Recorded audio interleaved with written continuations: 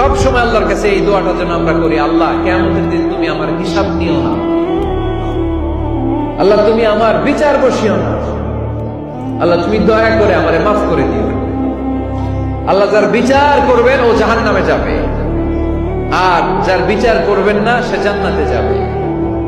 আল্লাহ যদি বিচার করে আর পাই টু পাই হিসাব নেয়, নামাজ পড়লি না কেন, রোজা রাখলি না কেন, মিথ্যা বললি কেন, খাদ্যে ভেজাল দিলি কেন, মাছে ফরমালিন দিলি কেন, যৌতুক খাইলি কেন, ঘুষ খাইলি কেন, উল্টাপাল্টা করলি কেন, জিনা করলি কেন, একটার পর একটা প্রশ্ন বানে যদি সেই ভয়ঙ্কর দিনে আল্লাহ আমাদেরকে জর্জরিত করে, আমাদের কোন উত্তর আছে?